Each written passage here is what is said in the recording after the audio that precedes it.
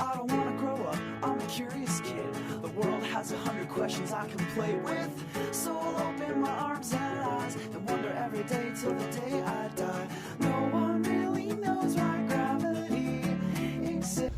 Wonderfest, the world's smallest nonprofit corporation, aspires to inspire curiosity, to promote careful reasoning, to challenge unexamined beliefs, and to encourage lifelong learning. If those sound like good, perhaps rather lofty ideals, check us out online, wonderfest.org, see how we bring those ideals down to earth. Tonight's Wonderfest speaker is a dear friend of mine, Dr. Vernard Lewis, emeritus Cooperative Extension Specialist at UC Berkeley's Department of Environmental Science, Policy and Management. I met Dr. Lewis at Cal before he was a doctor. Back in 1972. He was already a big shot at Cal because he was a resident assistant in my dorm. UC Berkeley dorm. We have been friends ever since, and I'm very glad about that. Vernard earned his PhD in entomology at Cal, and soon Dr. Lewis joined the Cal faculty, specializing in urban entomology. He also authored or co-authored more than 150 technical papers, and he gave hundreds, and is still giving hundreds of lectures and presentations. Vernard has traveled all over the world to consult on pest eradication. Chile, Pakistan, Vietnam, always one step ahead of the law, as I like to say. I guess I should stop saying that. He has even been to Fresno, where I think he has some roots, some Central Valley roots. He has also chaired the United Nations Termite Dream Team, called the Global Termite Expert Group. If you've got termites, Vernard is your man to give you some advice, not to do the exterminating now, but to give you advice. And just a few years ago, Dr. Lewis was inducted into the Pest Management Professionals Hall of Fame. He's a Hall of Famer, just like Willie Mays. All right, please welcome, to discuss his weird encounters with insects, Wonderfest Bug Hall of Famer, with his enterprising young colleague, Tahir, right there. Yes, Dr. Vernard Lewis.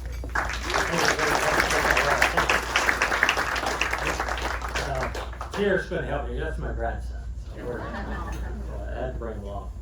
So thank you for showing. This is a good crowd. It's an adult crowd too, in a bar. So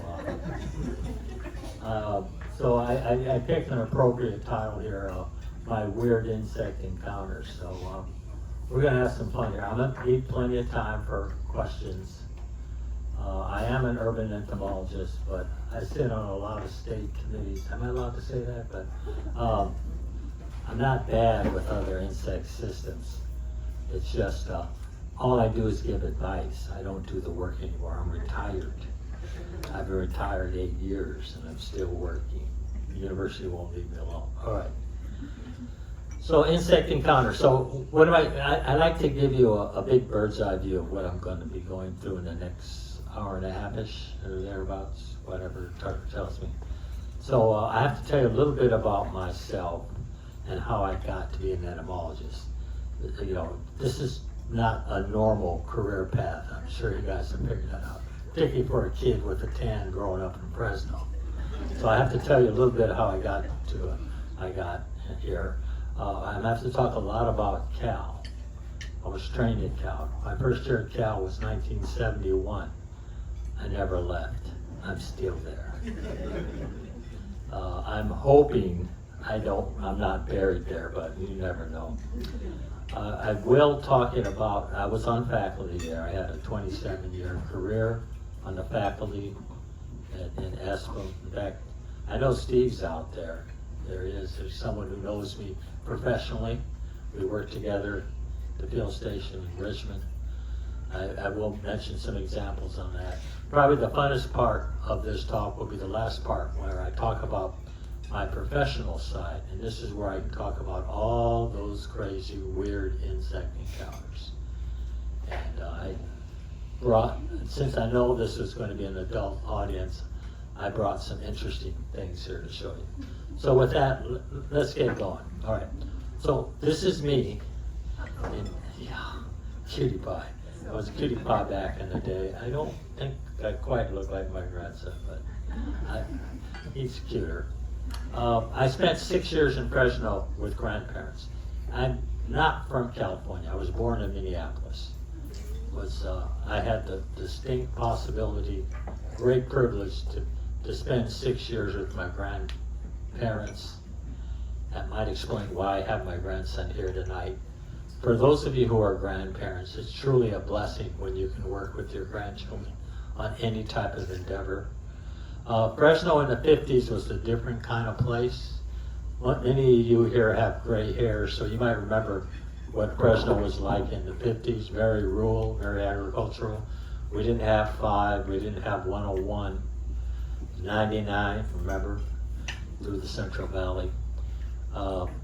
Mostly agricultural. The reason why I'm wearing a tie at 7 years old is because I went to Catholic schools.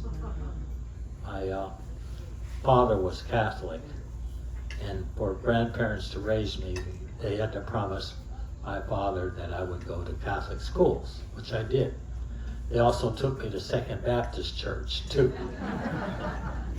So Sundays for me at 7 were hell. I spent the whole day in church. Can you imagine a 7-year-old boy in church all day? It was rough. Okay.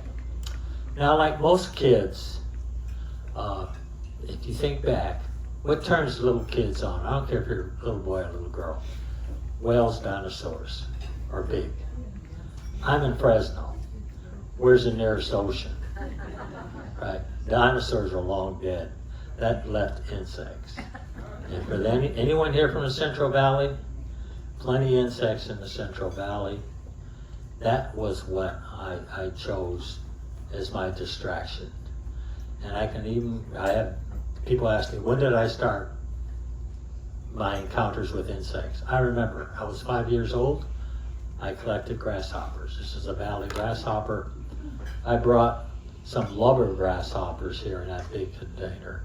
I won't have to hear word run out around yet. Now remember, I'm a little boy in kindergarten, so I'd collect these grasshoppers, they're big and showy, and I would promptly put them down harvester ant nests and watch them do it. I'm a boy. Come on, that's what boys do. So those are my earliest encounters that I remember with insects. Now, why am I a field biologist anyway? And that has to do with that man standing up in the back. My grandfather, Willie Lee Garner, I called him Pop. Now, Pop never went to school. He was one of those self-made men from Mississippi. Came to California during that great migration in the 20s. Some of you might remember well. Maybe you remember it. There was a great black migration out of the South into California in the 20s, and then a second wave up north during World War II. So that's how my grandparents got into Fresno. Pop was raised simply in Mississippi, hunting and fishing and farming. So those belief systems he instilled in me at an early age. So my love for nature and being a field biologist, it's Pops who did that, instilled that in me. And I'm thankful for that. I'm trying to pass that on to my grandson. That large woman to my right, I guess your left, that's Nana, my grandmother. Why am I mentioning her? Her name was Ethel C. Garner, was her name. She instilled me the love of education. And I'm trying not to be political here. I'm a big believer in education because of Nana. She was the one that made me read every day an hour before going to kindergarten to make sure I could read. So between those two grandparents, they helped build the foundation that is me today. All right. So I had to go back to Minnesota. Oh boy, I had a rough, interesting childhood. I spent my summers in Fresno and winters in Minneapolis. Don't. Yeah, right. Thank you. Now you know why I live in the Bay Area, right? The extremes were just ridiculous. So after 5 years in Fresno, running around chasing bugs and running through cotton fields, probably sprayed with DDT. That's another story. I went back to Minnesota. I'm the eldest of 10 kids. So I went, yeah. Anyone here the eldest of a bunch of kids? Mom and Dad worked, so guess who was the surrogate parent? Me. So I went back to Minnesota to help rearing kids. I didn't particularly like Minnesota, but that's why I left at 18. I went to a good high school, De La Salle, the one in Minneapolis, not the one in Concord. It was still a jock school. I played sports. That's what you do. My grandson plays sports. That's what you do. I left Minnesota the last day of August 1969. I just couldn't stand the winters in Minnesota. I went back to live in California, not with my grandparents in Fresno, but to an aunt, Ethel Simpson. That's that lovely lady in the leather outfit. She had a nickname, Tuskegee Princess. Now, if you guys know what that means, you're really good. Yeah. Do you know what Tuskegee Princess is? Yeah. Yeah, my auntie married a Tuskegee Airman. I was there in the summer, Yeah. 4 months ago. Yeah, so I'm blessed. I was raised by a committee, and a hell of a committee, right? My grandparents saw a lot. My dad fought in World War II. He was in Guadalcanal, whatever. I had an auntie who married a Tuskegee Airman, Henry Simpson. She let me stay with her for 2 years, because remember, I left high school with no game plan. Typical boy. My dream was to go to college. I was told in high school I wasn't smart enough to go to college. This is in Minneapolis. I asked the counselor what was the best high school the best college to go to in 1968. He said Berkeley. I don't think I could have found it on a map. I said I'll go there. I just didn't have a game plan. I actually went to Cal the last day of August 1969 and asked, how do I go to this place? And they said, you have to apply. Oh, I didn't know. So that gentleman in the middle, Uncle Babe, so I'm sitting there feeling sorry for myself because I wasn't a planner. He said, well, you didn't go into Cal. How about going to a community college first and transferring over? I didn't know what a community college was. He said, go to Laney. You don't have to pay. Just say you live with your auntie and no tuition. It was free back then. Remember, this was 1970. Think about it. So that's when I started taking biology classes, and I met Clyde Wilson. Clyde Wilson, you guys probably don't know him. He taught biology at Laney College in Oakland. He was the one that taught me into going on the desert ecology trips at Laney, where you'd spend a week or 2 weeks in the desert. I loved it. Chasing tiger beetles and scarab beetles, and I was hooked. I was hooked and ready to go. I did my 2 years at Laney, and I had to transfer somewhere. And remember, I was told I wasn't smart enough for Cal, so it's apply there. And I got into Cal. By the way, in 1972, well, actually, to be technically correct, my first year at Cal was 1971. Here, you can pass this around. I'll pass this card around. My first year at Cal was in a summer internship program with the Lawrence Berkeley Laboratory. Does that sound familiar to anyone? They're at Livermore now, but they used to be in the Berkeley Hills. That was my first job at Cal. Actually, they tried to get me. I had a security clearance to go to the Livermore lab, but I couldn't make bombs. I had to, yeah, I can't do it. So I left that to do entomology. You know, so I was applied to the College of Natural. Well, actually back then it was the College of Agriculture. And this is an aerial view. Does anyone recognize It's the Rouser College of Natural Resources today, but it used to be the College of Agriculture. Wellman Hall, any Cal grads here? Steve, you don't count. You remember where Wellman Hall is? It's still there. That's a famous building. That's the first bug building in the state of California. It's Mecca. I have my office in there today. All right. So when I was admitted into the entomology department, and entomology is just the study of insects. It's just a Latinized version of it. The entomology program at Cal was the #1 program in the world. That's what I stepped into by sheer luck. Because he asked me to pick a major, and I looked at all the majors. This is when I was 20 years old. And I saw entomology, and I asked the advisor, "Is that insects?" And he said, "Yeah, I'll pick that as the major." That's a true story. So my first job in the Department of Entomology was in the Essex Museum. And we have some people you've studied butterflies, right? So these are some of the first pinned insects. See, when you're young at Cal and you work in the bug museums, they have you pin the little tiny things because we can see better. The old folks can't do it. They save it for us 19 and 20-year-olds. So the Essex, which is the oldest entomology building in the state of California, it's 140 years old. They let me keep some of these insects that I first pinned and pass these around. Those are, it's easy to stick a pin in some of these big beetles or walking sticks. Try and pick. You might wonder how I did this. I had to use a magnifying glass to look at this. And you don't put a pin through the insect. You put a piece of paper and put the pin through it. It has a minute tip. And then you glue the insect to it. Only a young kid. I probably got paid $5 an hour to do it. But that was my experience with real entomology.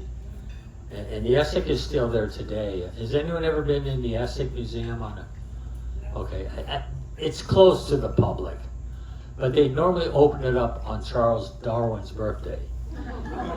That's the one and they used to open it up on Cal Day, if you might remember, in April. If you get a chance to go into Essex, it's worth the trip. It's hard to get in there being general public, but they do have insects collected by Charles Darwin in there. Just don't ask me how they got them. I hope the museums in London gave it to them. I don't know. I'm scared to ask. Okay. Now, at Cal, that's when I got to learn insects in detail. Can you pick this up for me, babe? Yeah. Let people show this. I have this up here on the screen. It's kind of hard to see. This is a real insect. This is a walking stick. Oh, wow. It's dead. It's dead. Okay, it's been dead for decades. I bought it. It's from Papua New Guinea. You don't find big insects like that this in California. Why? Because people shoot them when they see them. People just, if you see something big and foreign, you step on it, you shoot it, whatever. That's Americans, unfortunately. That's a big insect. And then I showed you that little box of tiny insects. And I show you that even though insects vary in size 3 or 4 orders of magnitude, they still have the same body parts, right? Head, thorax, abdomen, 6 legs, wings. They just miniaturize it. So, there's this big fascination by kids with transformers. Insects have been doing it for hundreds of millions of years. They just normally do it. It's just we're discovering it now. Now, I think the big thing that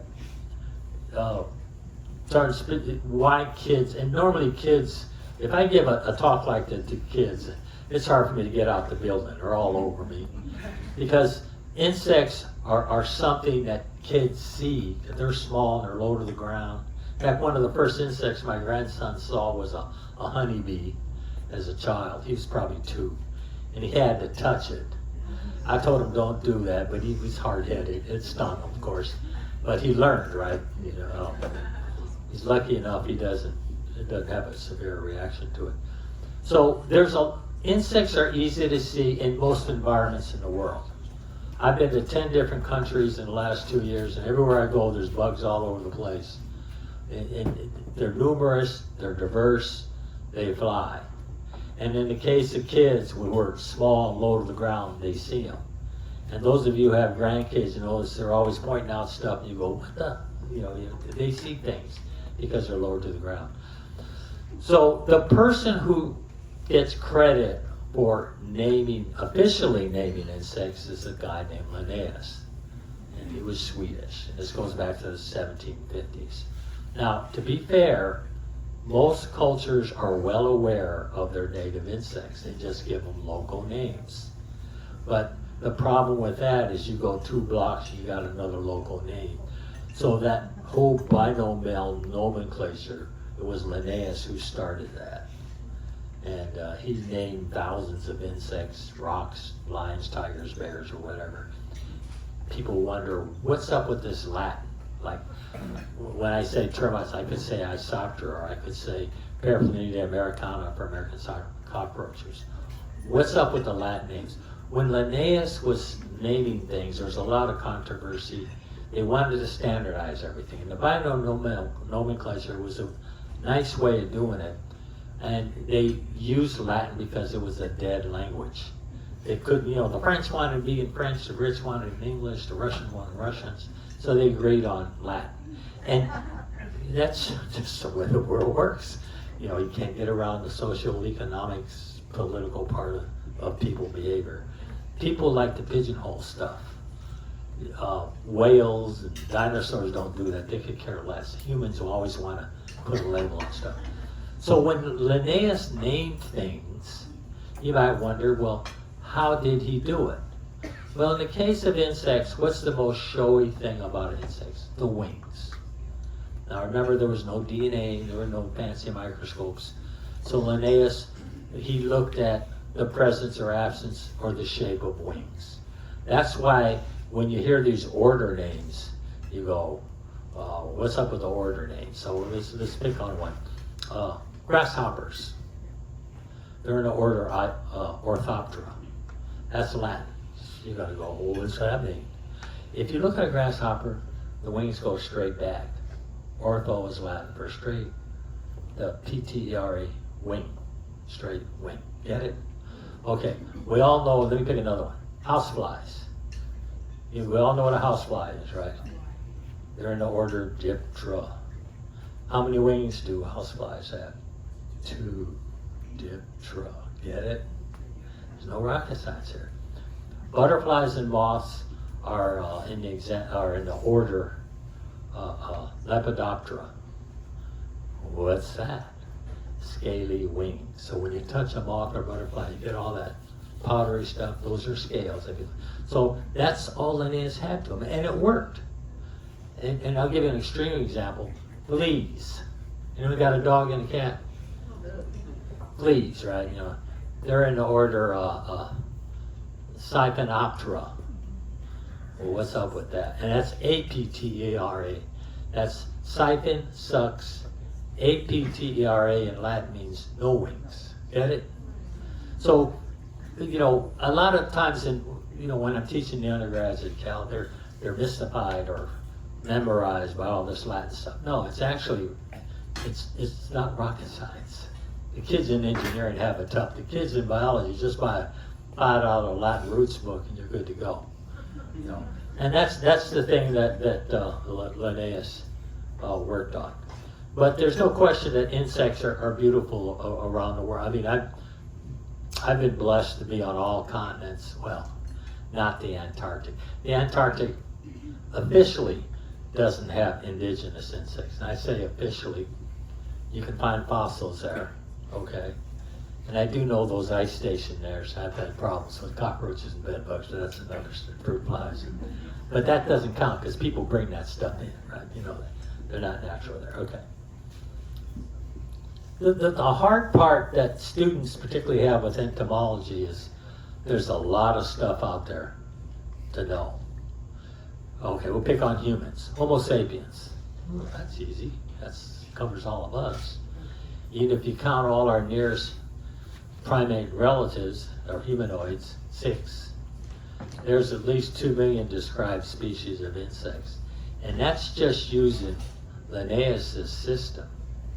Now, we have DNA. Has anyone done a DNA check on themselves lately? Huh? I have. You know, let me tell you what humans do. So humans, the most authoritative source for most human families are grandmothers. They know all the dirt, don't they? Right? And then here comes DNA, and you find out, oops. So they did the same thing with insects. So the current thought, and by the way, there's a big project in California right now. They're going to do DNA barcoding for all the insects in the state. You all know what barcoding is. We see it in stores. So you might have a couple 100,000 items on a barcode. Okay. For insects in California, we have at least 35,000 described species. They estimate with using mitochondrial DNA, it'll go up 5 to 10x. There's no humans who can remember all those names. So, so the way the insect world works, what are most insects? Beetles, right? 60% of all life forms, terrestrial life forms are beetles. Now, I say terrestrial. When you get into the microbe world, the microbes by far are going to be the dominant life. And they were here first. Remember, the microbes came and then the bugs. Because for each and every life form, there are thousands of microbes. So it's, and we're starting to get a greater appreciation of that for DNA. So by far, most life forms are insects. It's, for every 10 life forms running around on Earth, there's 6 or 7 of them are insects. Most of them are beetles. Most of them are females. If we're made in God's image and likeness, it's probably a female, but that's... I'm retired now, so I can be a little smart. So, there are millions of insects for every type. There are metric tons of insects. If you weigh them, and there's studies, Harvard's done studies where they've gone in. Anyone see the movie Arachnophobia? Remember that movie where they have that opening scene where they fog the jungle and everything runs out of the trees and then they weigh it and sort it?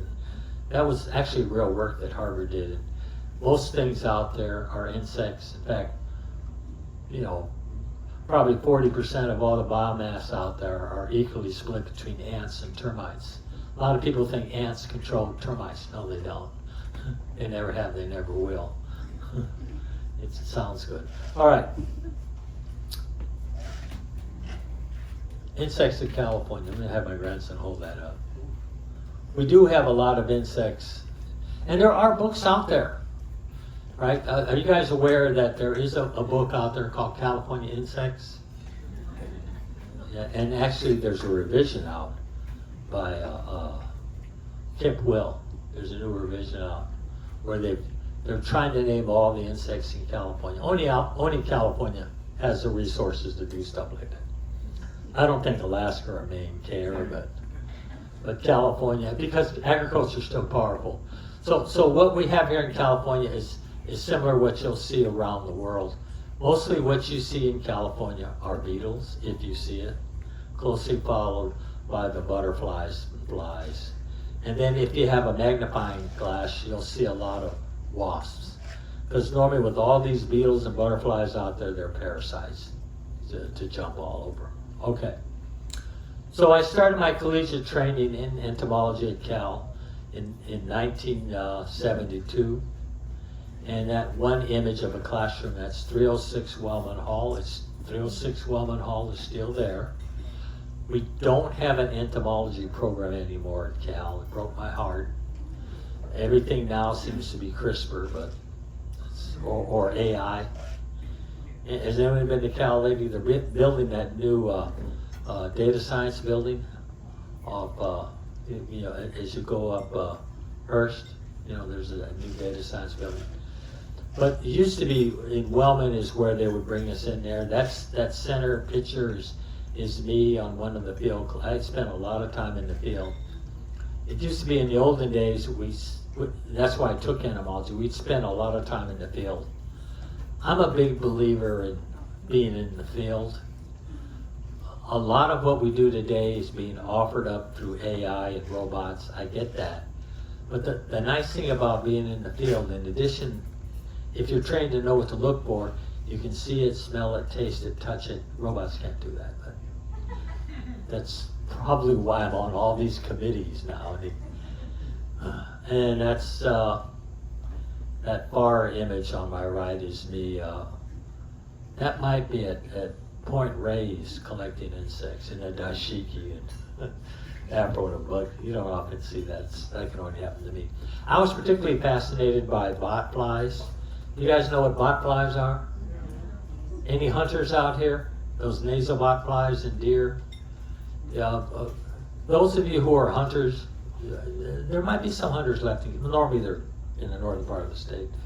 Be careful when you're hunting, because as soon as you kill that animal, there's a whole bunch of stuff jumping off it and waiting, and you're the next warm body. So please be careful with your if you're field dressing or if you're carrying that thing on your back. Deer are loaded with all kinds of ectoparasites. I'll leave that alone. But these botflies, they look like bumblebees. But you know how to, bumblebees and honeybees are in the order Hymenoptera. They have 4 wings. Botflies have 2 wings. So what I used to do to impress the girls in the dorm, I'd grab a botfly. They think I'm a real macho guy grabbing this bumblebee. It's a fly.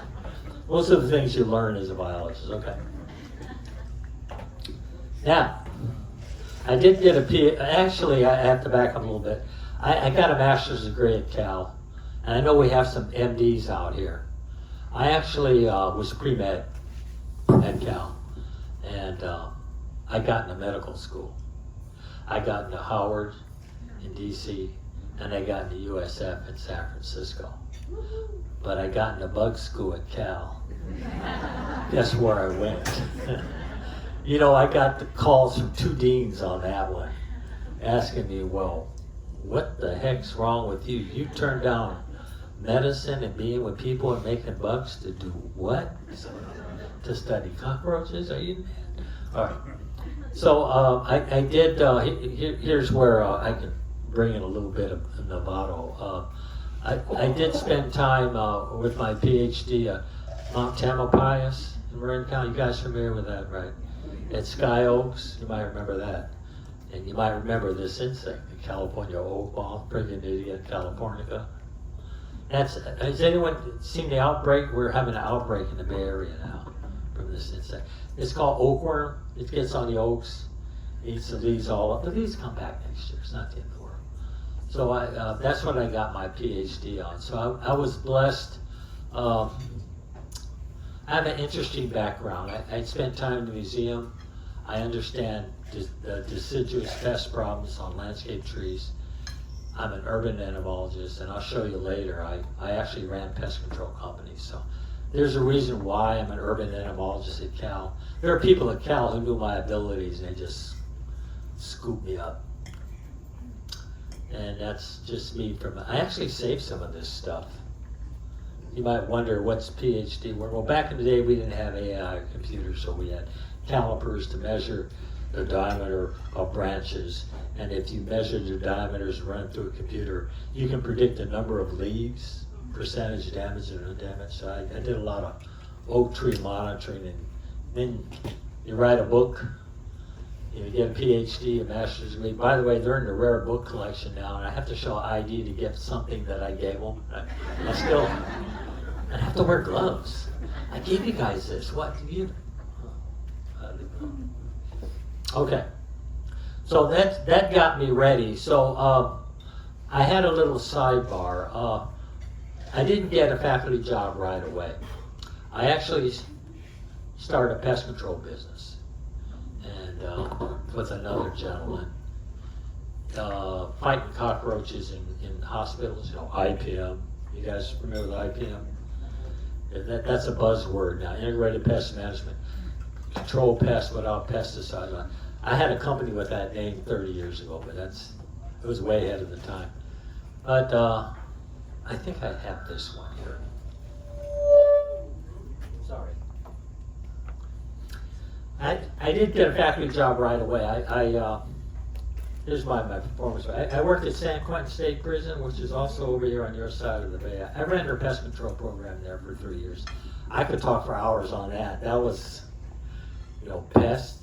They have pest problems in a prison, yeah, and it's 2, 4, 6, 8-legged, whatever. They got them all.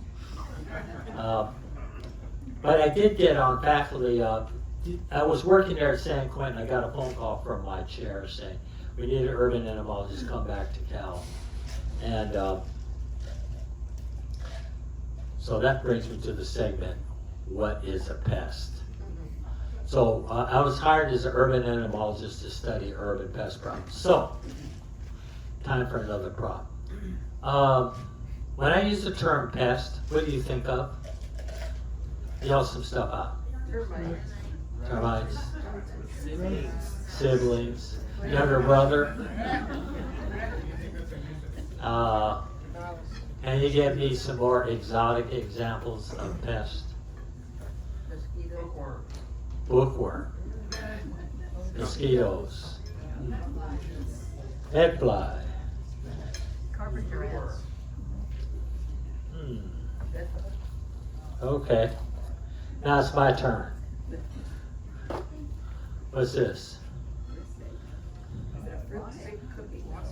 A cookie? Cow poop. Winner. You said that right over there. You said cow poop, right?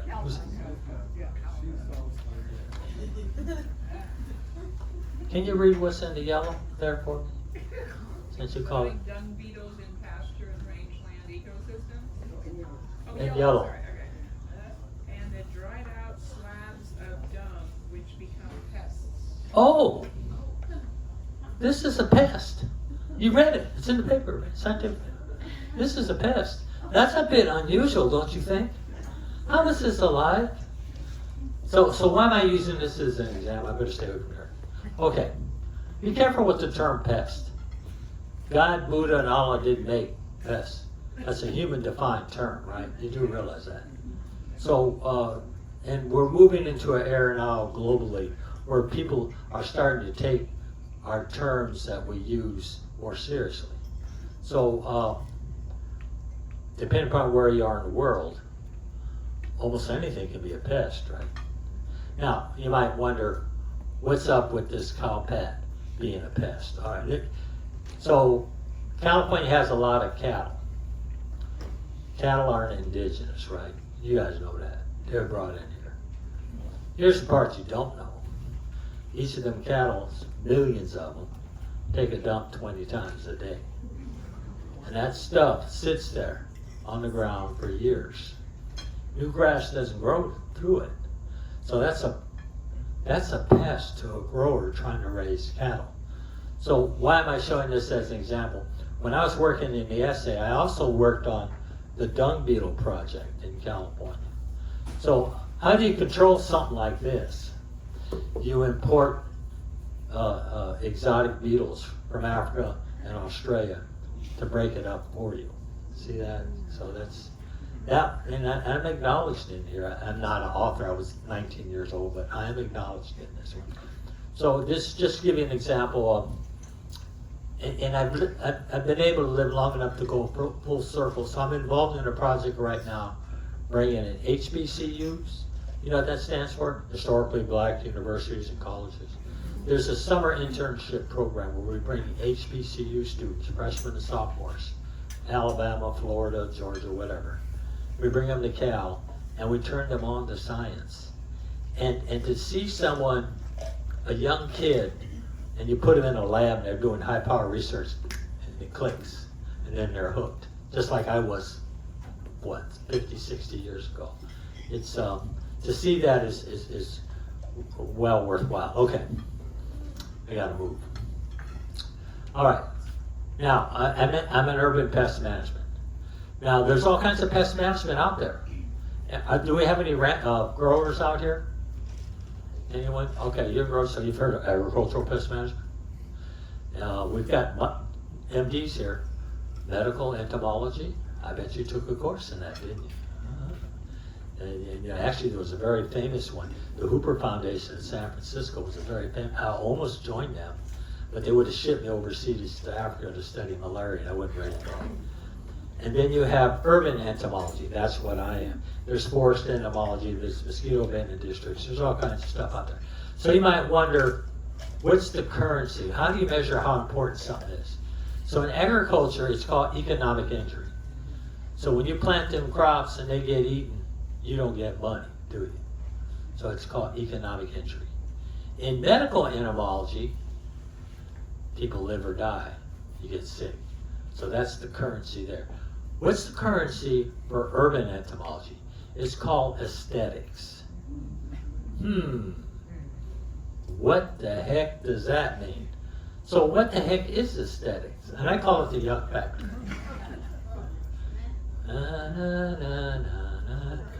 Oh God, here we go. Yeah.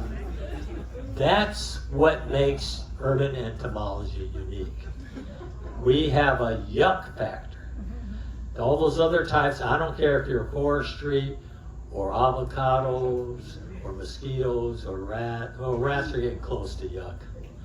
But yeah, that's the thing that separates urban. Now, the difficult thing in urban pest management, this is why I sit on these state committees, is how do you put a monetary value on aesthetics?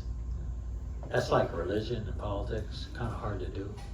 Like in the fields, when someone's growing oranges and you ain't got no oranges to pick, that's easy.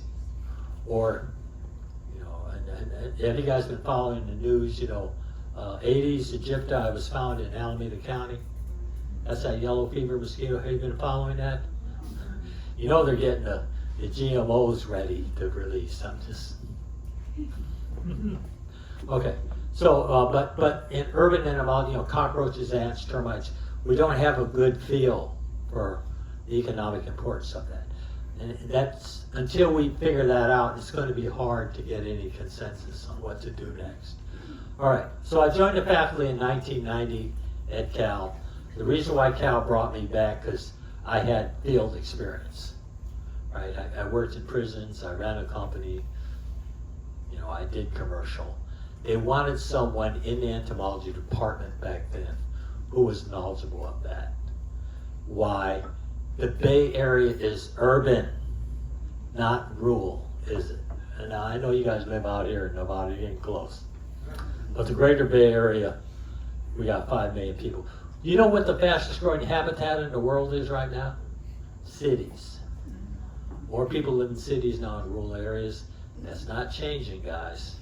I've looked at the world demographics. I deal with policymakers around the world. People leave the rural areas for cities, for excitement, for a job, for medical care. They don't go back. That's why Japan has a population crisis right now, and Europe is on borderline, and we're probably next if we're not careful. All right. Now, let me talk about some of those fish. You guys recognize that creature? Where's one here? Pass them around. Carry that around. There's nothing in here that'll hurt you.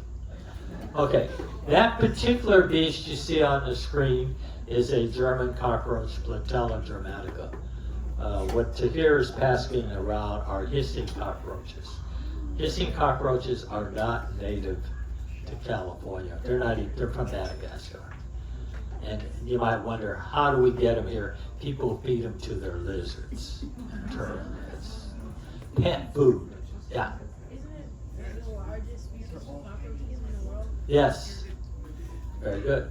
Hissing cockroaches. And you want something, your parents would probably kill me if you took those. All right, well, now come on. There, now they're there. So hissing, and that hissing sound, how do they make the sound? They're just, it's like a fart. They pass the air out through the spiracles. It doesn't smell. Okay. All right. Let me tell you about the German cockroach. Plantella dramatica is the Latin name that Linnaeus gave to him. What's up with the Germanica? He named him after the Germans. Sweden was fighting a war So be careful with common names. Because normally, if it's a pest, you name them after someone you don't like. I'm sorry, that's the way it goes. If it's someone you like, you give them a royal name, like monarch butterfly. Think about it. So in Latin, this is the beauty of the binominal nomenclature. You're supposed to have something special in that name. It's just in Latin. And it's supposed to tell you something unique about that insect and maybe where it's from. Now, what people do when they name insects, and it even happens just recently, they'll hocus pocus Andersoni. They name it after themselves. The taxonomists don't like when you name it after yourself because that doesn't tell you anything except you got this ego mania complex or something. All right. So German cockroach. That is a worldwide insect. It's not from Germany. It's probably from Africa. It's one of the few insects that you only find in people's homes today. At one time it was probably outdoors, but now it's got cozy with people. Why are insects cozy with us?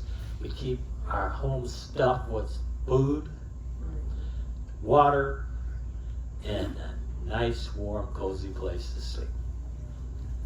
And why do they come out at night and they're small? Because if they were big, you'd shoot them, right? Most of the insects in homes are small.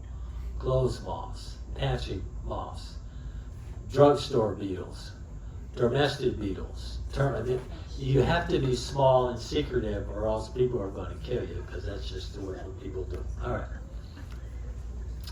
These are the pest cockroaches you'll commonly encounter in California. The American cockroach.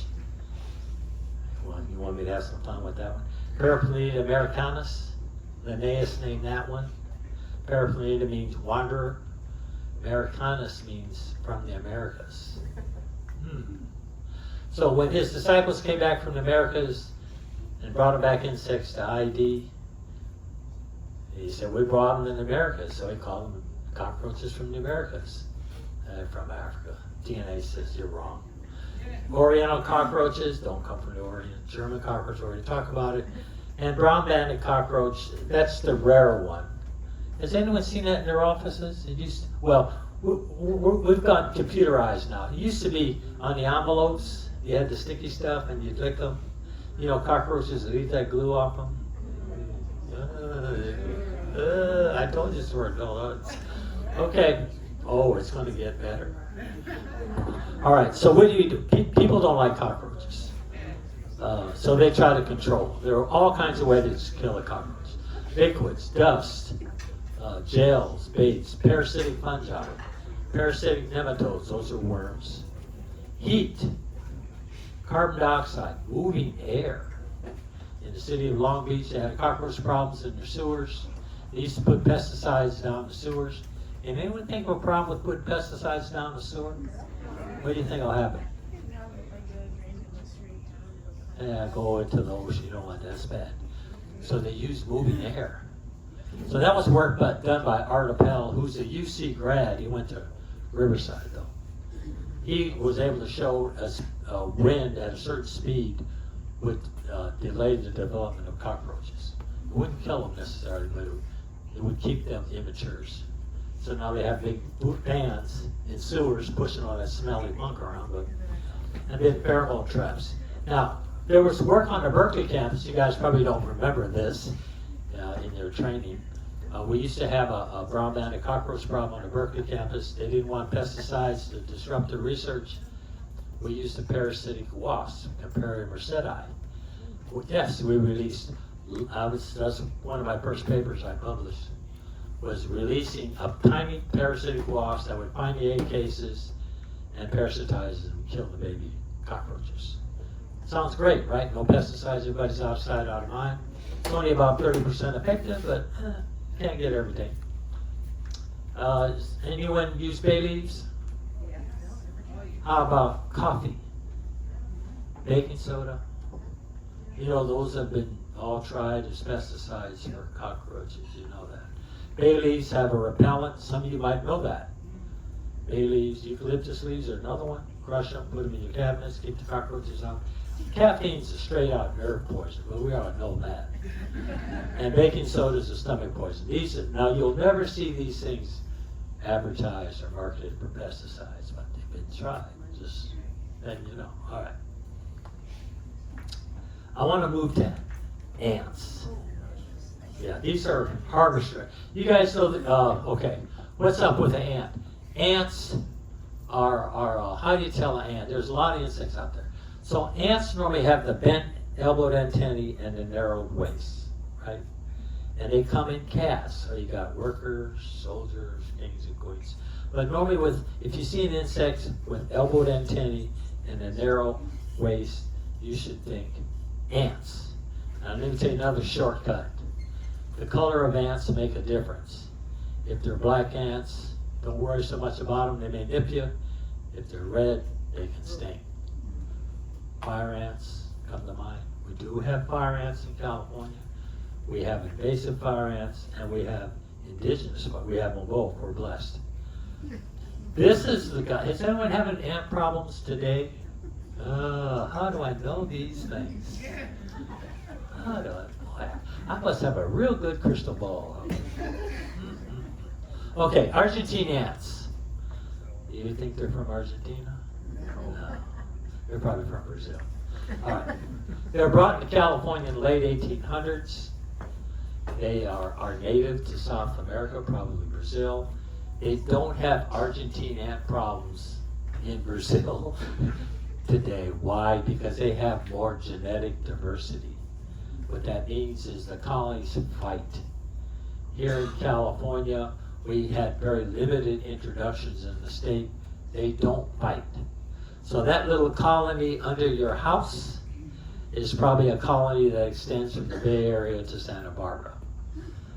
So in the wintertime, when it gets funky, they can aggregate. Has anyone ever seen those aggregations? I mean, you guys don't look up. Oh, you have? Oh, you're a brave man crawling your house. All right, so Deborah Gordon used to be a prof at Stanford. You might remember her. She said the reason why Argentine ants come inside in California because the rain gets bad. And since the Argentine ants are on the move, I suspect that we're going to have our early rainy season. Because I've been hearing it all over the Bay. They're great weather forecasters. Termites are pretty good too, but you don't see the termites building the mud tubes below ground. Argentine ants, you see them running around. Steve Soya, some of you might remember him. Well, he was I know Steve might remember. Do you remember Soya? He was my graduate. He said the reason why ants come inside is because their prey items disappear and they're looking for food sources inside. Which one? Those are the two competing theories. Which one's right? Who knows? Who cares? They come inside anyway. So what do? It used to be in the state, we just spray the outside of your houses. You might remember those fancy trucks with the long hoses. The state has discouraged that. Why? Environmental quality comes to mind. They want us to use baits and pest proofing. And anyone use baits for ants? The problem with them, they're not quick enough, are they? You want them suckers dead right now. So that's you have to be patient with baits. Plus you have to guess what mood Argentine ants are in. Sometimes they like sweet baits, sometimes they like protein bait. So if you're into baiting the outside, and by the way, Argentine ant problems start outside. So the best way to control them is earlier in the season outside, and don't let their numbers get big where they come inside. And then you got to seal all the cracks and crevices around the house. I don't have many Argentine ant problems. That's my house. I have Zen gardens with slow-growing non-nectar plants. I don't have Argentine ants, but you probably don't like that style of garden. I learned that style of garden from spending a sabbatic in Japan. So in Japan, many of them are Buddhists. They're not allowed to kill them. So you got to do something else. All right, now some weird ant encounters. Oh boy. Since we have an MD in the room, those IV lines ants have, yeah. Sometimes the Argentine ants get into those, which is problematic. The bottom one is even more gruesome. I used to run pest control companies. We had the Med Center in San Francisco. Their morgue had a problem with ants on cadavers. I'll just leave that at that. I know. The nice thing about that I like about being an entomologist, particularly an urban entomologist, I get to see all the dirty laundry. Right?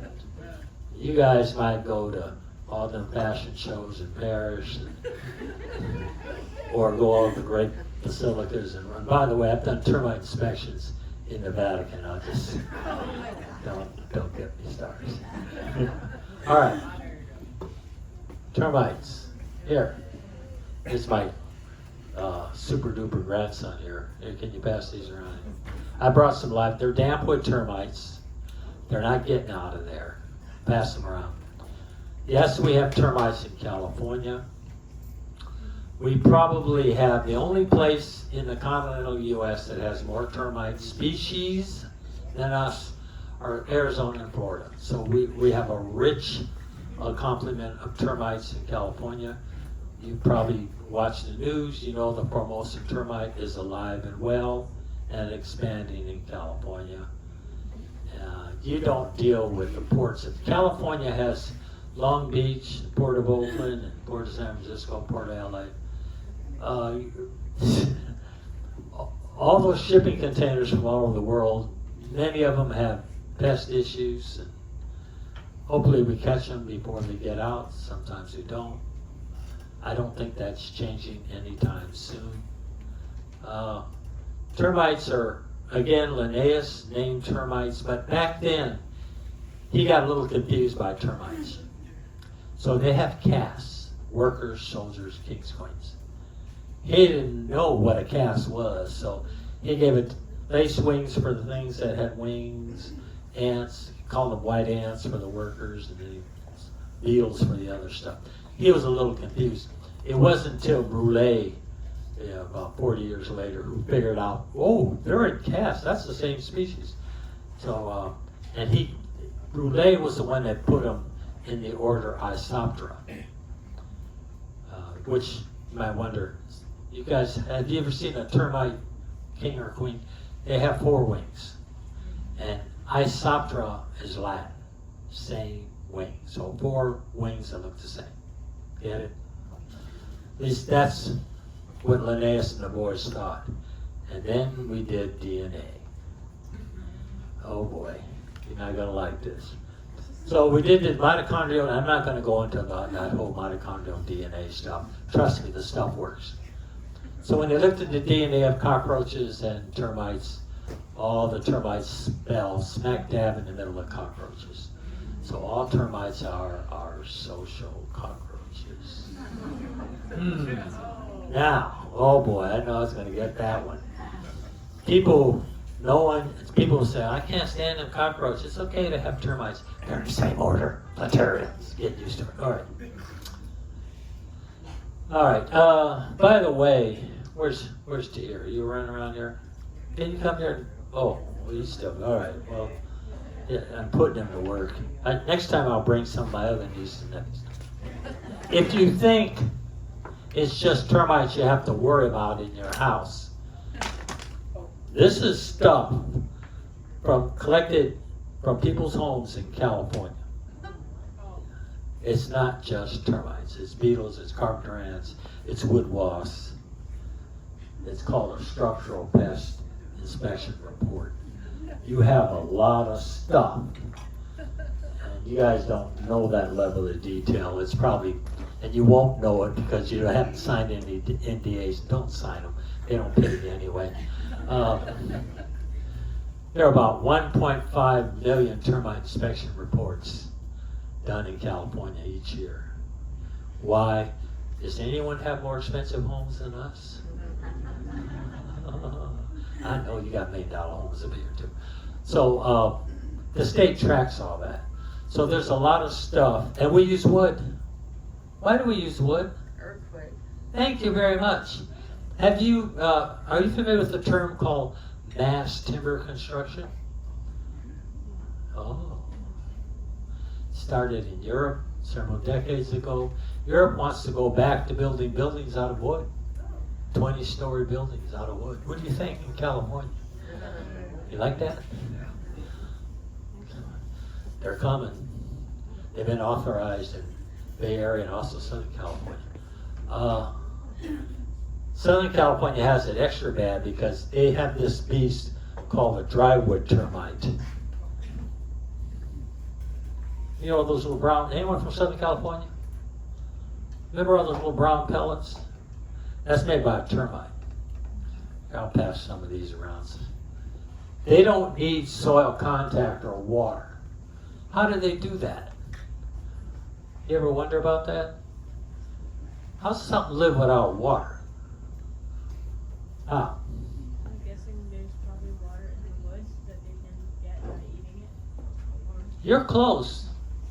You should be in. There's what is that? The Science Olympiad? He's close. yeah. Okay, here's the deal. We're vertebrates, so we're way different from animals. So when we eat, we respire. And if you take a mirror and huff on it, you know that water vapor? We expel it as part of the digestive process. Drywood termites, they recycle that water. So they digest the wood. And when they, the digestive process, they conserve that water. That's how they do it. And they're not unique. There are rodents who can do it, and beetles. You have to have that when you live in the desert, right? Because there's not a lot of water. You never know what you're going to get. So all this stuff here, this screen shows, basically in California, you have two big groups of termites you have to work with, or who you concern with. The subterranean termite, they're in the ground. They're in the ground because they need contact to water. That's why they're down. They make these big mud tubes. I'm sure you've seen them. You guys have gone through multiple homes. You probably don't want to do anything about it, but you want to sell that house, and you don't want to be lowballed 10 to 20. I know you guys. I deal with real estate agents all the time. And the other one are the pellets from the drywood termites. That's the one you have to fumigate for. And that's the one that makes a lot of people nervous, fumigation. Actually, I'm on that committee now. I can't tell you what we're deciding. But for termite control, they used to put the nasty chemicals in the ground. They just can't even think of a problem with that. You know, it gets in the water. So now they want to use baits. Aha. Centricon. Yeah, it's out. Centricon, I know the guy who owns the patent on that one. He says, thank you very much. He's a multimillionaire. So it's a specially designed chemical that won't let them molt. It's a chitinase inhibitor. You guys don't know what the hell chitinase is. That's what makes insects have a hard shell, crabs and lobsters. So we don't have that. So that stuff doesn't affect us. It affects them. So there are baits available for that. And they work great in South Florida, but not as great in California. Does anyone know why? What's the difference between California and Florida? How about rain? They get summer rains, we don't. We have Mediterranean climate. So there's been some adjustments, I should say. The state is hoping we can get baits to work more. The more contentious one is fumigation. That's for drywood termites. You might wonder, why do we fumigate our homes? Well, we know economically why, because it costs them money when they want to sell it. Why do we can't find them. So if you can't find them, just bag the whole sucker and fumigate it. But there's issues with that. Not so much people getting hurt, it's more environmental. There are satellites up there in space looking, and they go, you can go satellite imagery SF in California. Oh, California has the most fumigations in the country, and our satellites pick that up. Well, we do the most fumigations because we have the most expensive real estate. Florida is second, but they don't monitor their pesticides, so they get off the hook, and we get, don't get me started. Don't get me started. Ooh, all right. And all these things were tested in the Villa Termiti. Tucker might remember that. This was a building. I asked the state to build me a building. Oh man, the villa is what? What's the day on it? 1994. What's it? Is it 30 years old? So I could have done that. Normally what happens in California, for those of you who don't know the politics of how the state works, when something new comes in to control insects, you say, well, that's what the EPA's job. Well, California has a second level. It's called Department of Pesticide Regulations. So you get your EPA label first, and then California says, well, we got more hoops for you to jump through. And that's when I would get a call. Hey, we'll give you some money. Will you test this stuff? So I got to see a lot of this stuff before you guys did. So I asked for a building to be built. I could have done it in a test tube or a petri dish, but that's too easy. So I asked, it's about the size of a 2-car garage. So that was,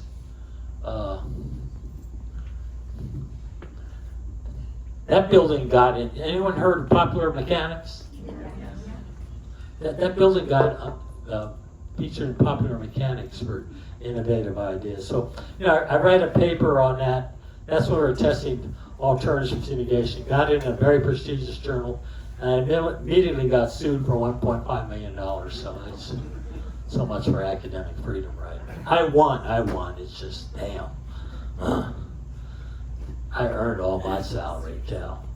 Lord have mercy. Okay, now the fun part about my job. Tucker mentioned I got to work with some international organizations.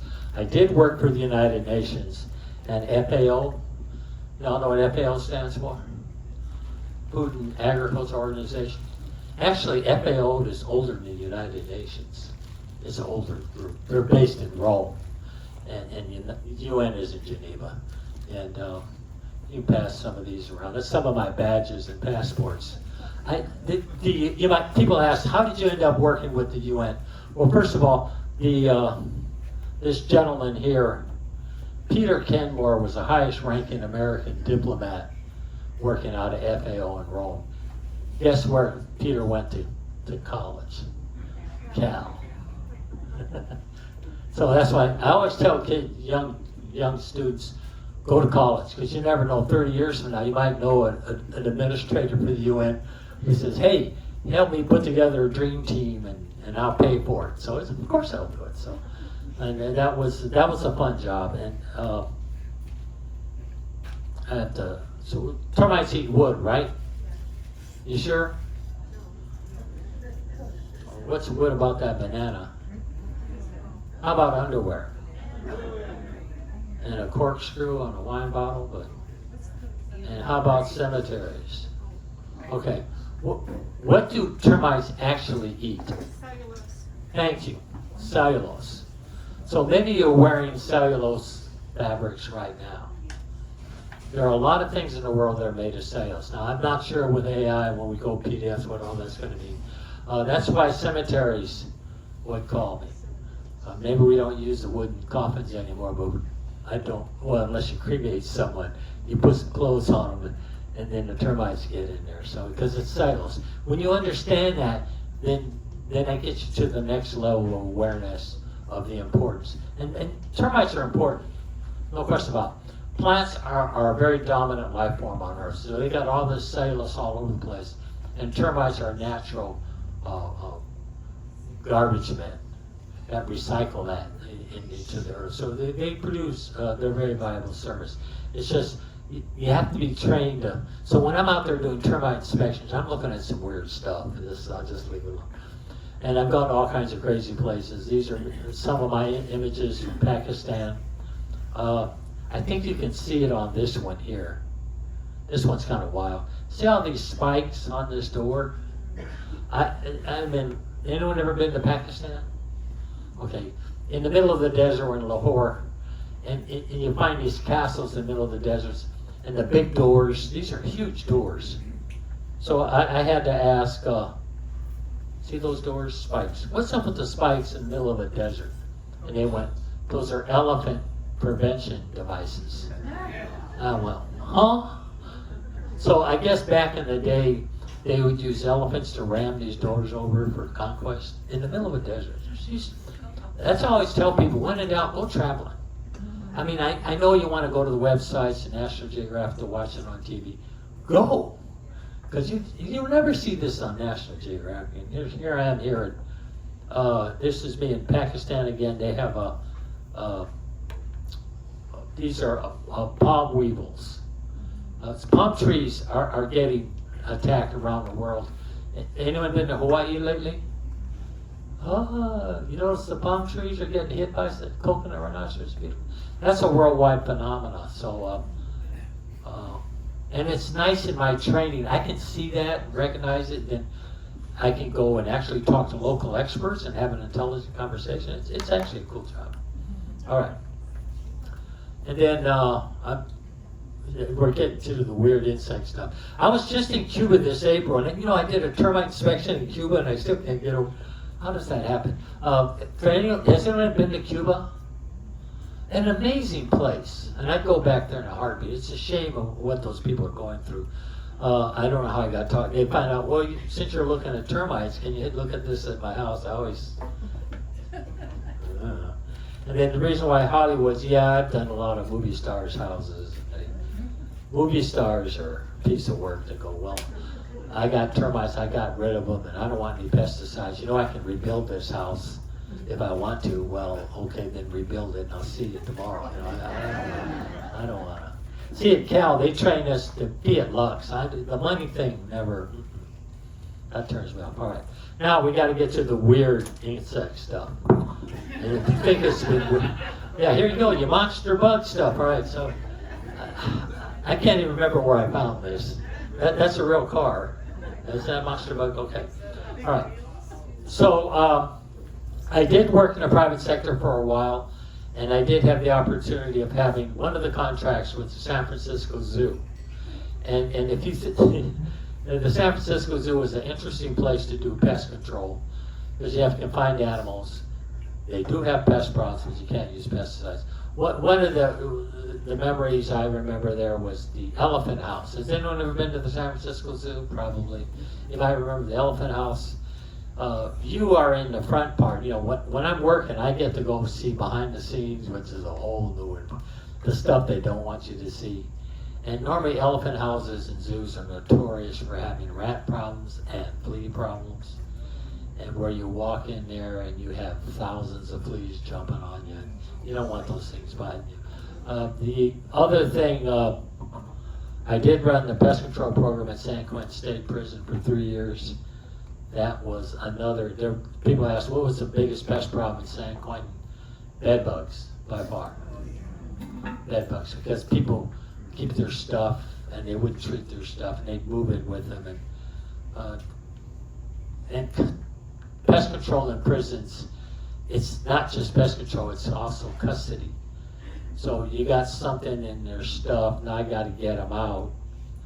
Where do you put this guy who might be a 3-time killer?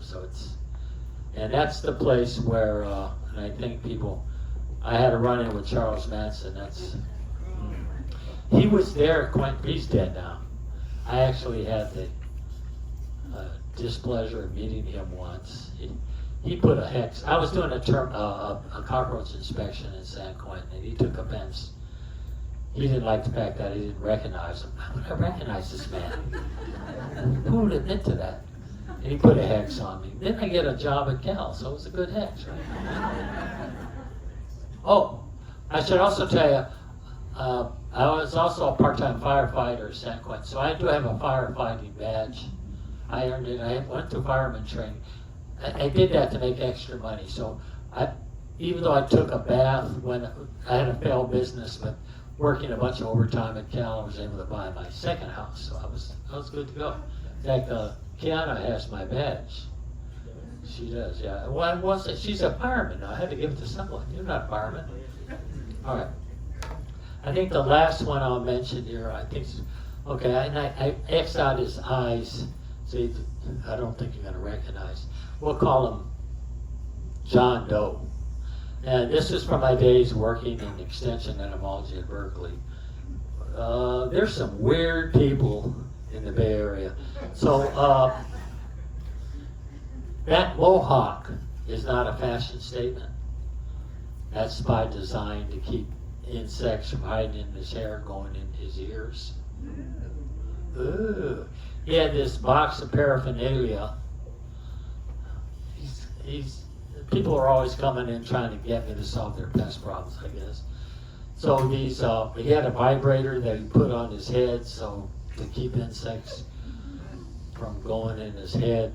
These little Brillo pads, he'd tie them up, put them in his ears or his nose so things wouldn't crawl in. He put magnets in his ears. And that metal Sharpie thing, he came in there beating himself with it. I had to ask, what's up with beating yourself with these metal prongs things? And he said it sets up harmonic motions in his bones to keep the insects out. So it's called, the condition is called entomophobia. And it's a real condition. The UC used to have a pest note on entomophobia, and I know another state had it. Someone didn't like the recommendations and assaulted the guy, so I think they took it down for UC. It was too dangerous to have it. And I have all kinds of, if you guys really want to read some weird stuff, Eddie Dunbar used to be my secretary. Him and Steve Soya. We kept a log of all the crazy phone calls. You should read some of it. I highlighted some of these. My mom has flies in every room of the house. There's some of these things are ridiculous. Looking for 50 praying mantis for my backyard. Woodpecker damaging my siding, along with the termites. Joel Menza says his whole backyard is a huge termite mound. I don't know what so it just goes on and on. I thought about writing a book on that someday. Okay. I got to give you one legal. Okay. I was also a legal consultant. I've probably done about 50 expert witness cases. I stopped doing them because it's good money, but it ain't worth it. All right, what's this thing look like? What do you think? Dick? Amber. Okay. Originally, the woman thought, okay, I thought about bringing the other photo, but it was too gross to bring. It originally was, someone thought it was a cockroach in a tampon. And they saved this material. So as an expert witness, you have to look at this under a microscope with two lawyers breathing down your neck, and it turns out it wasn't a cockroach, it was a elytra from an earwig. But if you look at it, I had to go through the state labs to figure that out. I don't want to mention that. I want to mention it. So I have to show you this. Anyone read the tabloids? You know, tabloids. Examiner. This is an old one. Examiner. Tabloid. So I got what was this year? This is kind of old. This is 81. So a friend of mine on the East Coast calls me up and says, "Hey, Bernard, you're in the tabloids." I went, "What?" So I run down to Safeway to buy a bunch of copies. So I had about 20. I only have one I have left. My relatives took it from me. So I'll tell you the story. I go to the cash register, lovely young girl, 20 tabloids. I said, "Why are you buying all these?" I went, "Because I'm in it." She said, "What sexual thing did you do?" I didn't do anything sexual. Look, they had me in here quoting that the termites, I swear to God, we're eating the Empire State Building. These people just make this stuff up, you know. And they don't tell you, and this is real stuff. Here, pass it around. No, so what happened, there was I remember there was a press conference that we had in Sacramento alerting to the state that the Formosan termite might come in. And it wasn't officially in the state yet. I was part of the advanced team that was part of the press conference. Has anyone ever done a press conference with the media? It's a zoo. It was a room like this filled with, there was just cameras and firing questions at you. And by the time they were done, that came out that I said Formosan termites were eating the Empire State Building. Come on, guys. And they make money off that, you know. They never, And they don't quote you directly, they just take second or third sources.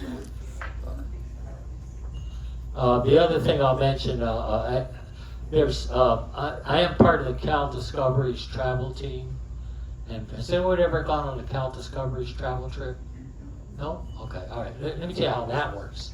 And it's not so much an ad, it's just something I'm involved in. So most universities have a travel abroad program for students, and they also have a travel abroad program for their alums and donors.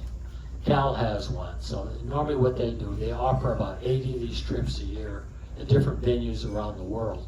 Where Cal is unique, they send a retired prof along to help babysit these people and give a couple lectures. There's only 2 entomologists who are part of this. Normally they're astronomers or historian or art critics. So me and Vince Resch, I think Steve might have heard of Vince Resch, who's an aquatic entomologist. We're the 2 biologists on there. But they're incredible trips. I mean, I've been in 10 different countries in the last 2 years, just amazing. Pink dolphins, sloths, llamas that try to run us over, iguanas, whatever. If you ever get a chance to go traveling, please do. The world is a big, beautiful place. All right. Couple other, I forgot. I got more to do. How are we doing for time? You need to end maybe 5 or 10? Okay. Anyone recognize this? You guys are global travelers, ain't you? It's from Nepal. It's a ram's head, coated in silver. I think it's worth $500. I didn't buy this. Or I thought it was silver, maybe something else. But it's when they bought it, they forgot a minor detail. The brains were still inside. So they were red-legged hand beetles. Just leave them outside and then eventually reach its course. But once they found out it was filled with insects, why would you buy a ram's head and worry about beetles in it anyway? I don't get it. But, so they left it there. Probably the one that a couple other things. I don't make this stuff up. So here's a plaque. Why don't you read what I did on this one? Yeah, and you see. Can you read that? Yeah. Read it here. What's it say? Yeah, just read it. We were delighted to have you on the Perry and Price show a few weeks ago. If we had known you were going to consume the 3 roaches, we wouldn't have reserved a breakfast for you.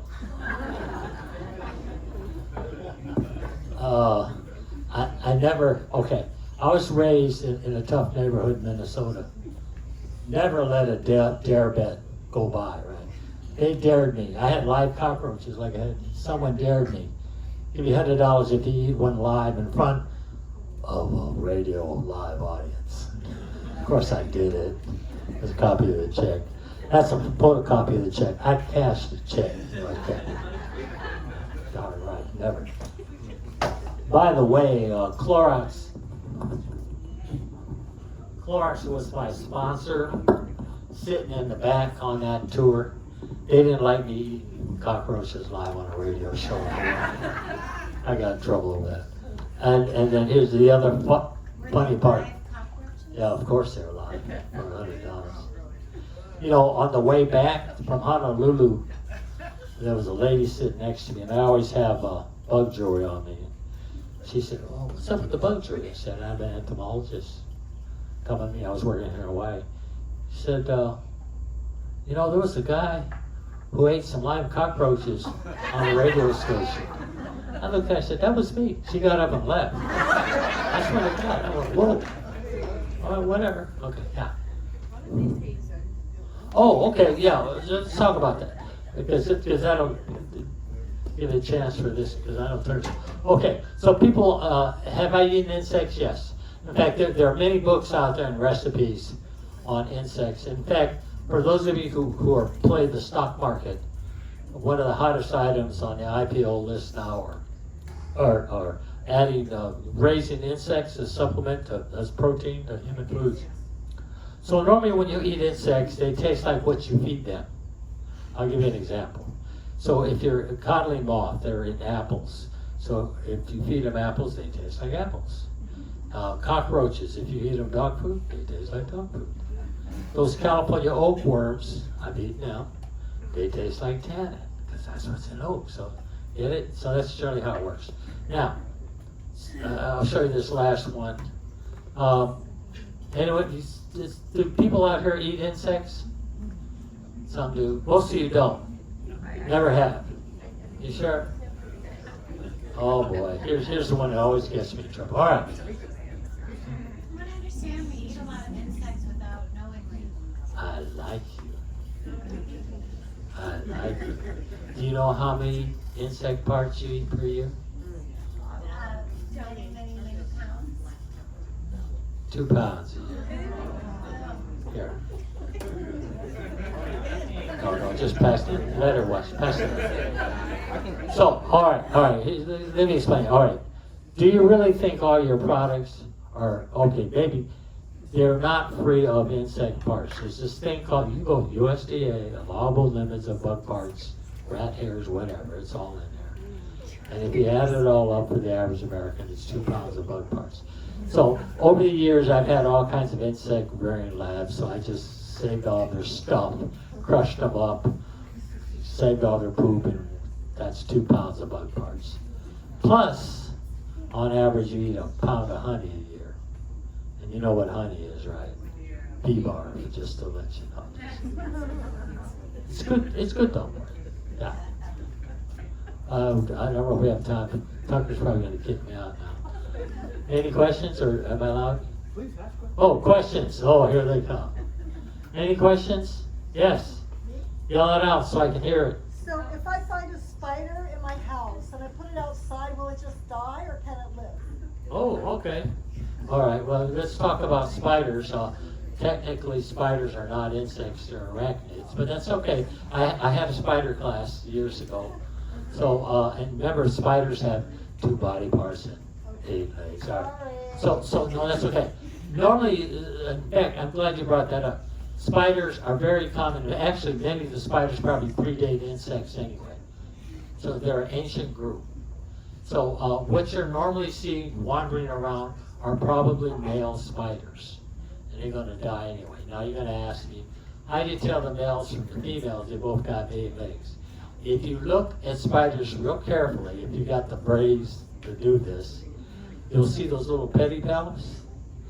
You know, they male and female have pedipalps, but the males have their testes and their pedipalps, so they look like little golf balls at the end of sticks. That's what makes them male. So it's normally the males wandering around looking for a date. So if you put them outside, they're probably short to live. And over here, you have tarantulas and Calistoga spiders, which are bigger. Tarantulas aren't going to hurt you. You can pick them up.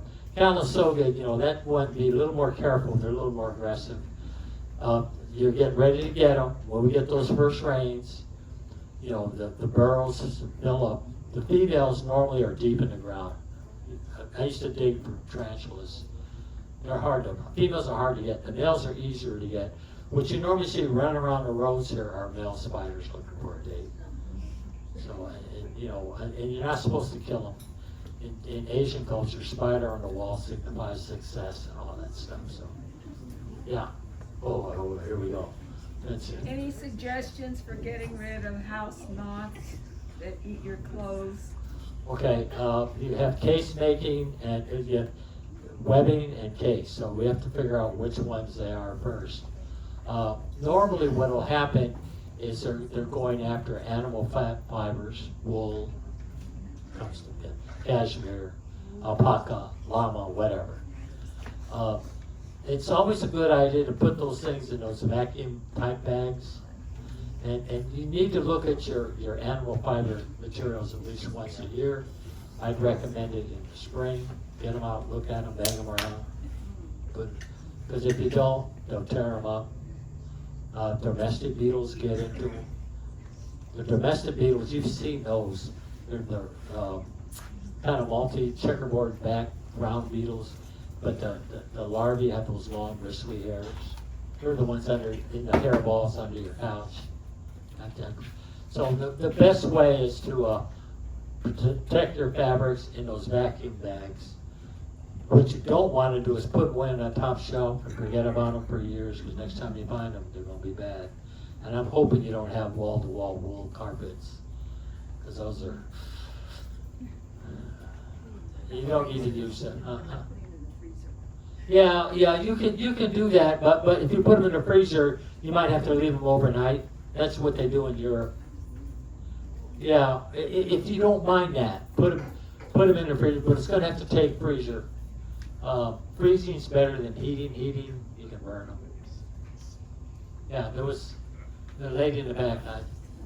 Did you ever consult for the CDC or any of the medical industries because of your expertise in the did you ever do that for people? Okay, CDC. I have been involved with the mosquito abatement districts. I'll tell you what, some of my grad students went on to work for the mosquito abatement districts in California. So I normally shy away from medical entomology. I prefer termite. Man, I wonder why termites. They're clean and I can get money. When you get to mosquitoes and bedbugs and cockroaches, it gets messy and harder to get money, and then people kind of, the aesthetic value goes up. Yeah. So I hate the idea of killing all these insects. I mean, isn't there a way to go out and get rid of pests or insects without killing them? You know, I like that question, and that question came up in committee. So there are a lot of people who think we're too chemical dependent in this culture. You know, in our food, in our medicines, in our pesticides. And is there another way of doing this? And to date, we haven't done surveys to get people's minds to see where they're at. It sounds good on paper, but my guess is if you ask everyone in here for their opinion on a cockroach or a termite, I'm not quite sure what consensus will be. I've been in some hotly contested meetings between, I'll say, environmentalists and chemical phobic types. I get where you're coming from. I just don't know how we're going to get there. The state wants to. It's called Sustainable Pest Management. It's called SPM, Sustainable Pest Management. Type it up. You'll see. You'll see some of your same questions being asked. Yes, young man. I read somewhere that spiders are barely 6 feet away from you. Is that true? Ooh. Can you repeat the question? The question was, he read somewhere the spiders are 6 feet or less around you at any given moment. Yeah. Actually, if you count folic mites that are physically on you, there are other insects that are physically, and lung mites, house dust mites. I mean, spiders are far away compared to other creatures. You look up folic mites and lung mites. You know. Yeah. Can you talk at all about parasitic fungi that attack ants and other insects and change their mental functioning and behavior? Yeah, I think those are collectively called zombie fungi. That's a hot item right now. You find those in tropical rainforests, especially, where there are a lot of parasitic fungi that exploit ants and other insects. It's hard to commercialize that stuff, but there is talk to use natural products, or, I mean, we already have Bacillus thuringiensis and Metarrhizium, I think a fungi, and we have nematodes. So, but the problem with a lot of those parasitic life forms, they normally need high humidity conditions. They're kind of hard to replicate in someone's living room or bedroom, maybe in the shower. So, but That's another one that they're, you know, the really hot item now is called pest prevention by design. And if you go to San Francisco, San Francisco City and the environment has a website where you can actually build buildings better with pest prevention in mind, where they don't get in, you don't have to use pesticides. So if you're interested in that, look that document up. It's actually pretty interesting. I sat on that committee too. Yeah. So dung beetles have a real function in nature. Correct. We need them. What do mosquitoes do for us? Oh, For the environment? absolutely. I love that question. First of all, they're first. Let's start with they feed on. Many of them feed on blood. That's a protein diet. Anyone here on a protein diet? Just throwing it. All right. So look at all the warm-blooded life forms. Well, actually, cold-blooded.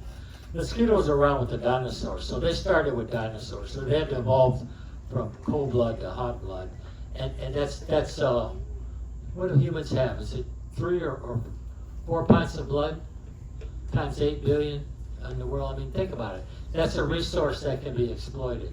The other thing that they get involved in is the males, especially in pollination.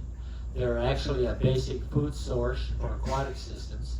You know, the wiggletails and the tumblers. They're at a lower trophic level for fish and other invertebrates. So, and they were here first. So, sorry. Other questions? You guys asked some hard questions. Oh, Lord. Oh. Are there any insects named after you?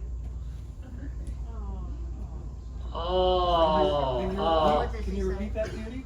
The question was, are there any insects named after me? I don't know of any. I have some other friends who have had insects named after them. I don't, to my knowledge, I don't think so. I do have a paper where I helped name an insect. I don't consider myself a taxonomist. I'm a biologist. And you know the difference? Taxonomists are bean counters. They're just, you know, some people are just real anal with that. My wife's that way. She got to put everything right. Me, I'm just throwing stuff everywhere. Biologists tend to be very different. But remember, they put us in, I've been in some tough places. I was on the Afghan-Pakistani border. I was in Japan when that tsunami and earthquake hit. So I've done some hard. If you're too anal in a habitat like that, you don't last long because it's scary. I worked in prison for 3 years. You don't think that's a scary place? Like, woo, woo. Okay. Yes. Are there any insects in the sea? Oh, okay. Technically, the crustaceans take over the sea. Now there's some weird stuff. So I'll give you a real word. I was in the Galapagos last year. Anyone ever been to the Galapagos? Okay. Did you notice the horseflies there in the Galapagos, in the middle of the Pacific Ocean? There's horseflies in the Galapagos Islands, and you guys probably don't know about horseflies. Bite. They're those big hunking flies. You know about them, but you don't know about the babies. They're normally considered an aquatic insect. What's aquatic about Galapagos? So their larval forms have adapted to living in brackish water. So when you're scubaing in the Galapagos, you got to try and stay underwater as long as you can, or you get bit all over the place. So normally, though, shrimps, crabs, and crustaceans take over in our marine environments. Normally, yes. Just 2 more questions, Bernard? Oh, okay. Yeah, so speaking of, naming things after you, have you been to other places where you might find an opportunity to actually, discover even more? Yeah. Tropical areas, for example, you've been to Afghanistan and Pakistan, but Correct. you might consider places like Indonesia, the Philippines. maybe? Right. And I was in Indonesia last year looking at termite problem. I'm not a, different people I actually enjoy doing things like this more than having an insect named after me. And I'll tell you why. I know plenty of people have had insects named after them, and someone does a revision and their name disappears. I mean, that happens. So, my immortality is him, right there. Yeah. I've been on motor cars that go into the desert for 4 hours. You get out and there's flies there. Yeah. What are they doing there? Well, I mean, the deserts are actually, if you know how to collect, the deserts can be very productive. Normally in deserts, beetles dominate, and you've probably seen those big black tenebronic beetles. In fact, the biggest diversity of tenebronic beetles are that belt from Morocco to Egypt. And those are out there eating. What are they eating on? Well, they're actually eating. There are desert plants there, and they may be ephemeral, but they're eating on the roots. Flies are. Anytime you're a source of moisture, you're going to attract flies and wasps and butterflies. So when I was doing that dung beetle project as a sophomore or junior, I would go to the cow pads to collect insects. Because they're kind of, I know it's wet and gross, but it's a source of moisture where it's kind of dry and it brings things in. So that's you can find, and at night, I don't know if you know what a black light is? Mm-hmm. If you put a black light out at night in the desert, they come for miles. We did that. Were you with me when we did that at that cow trip and I put that black light out?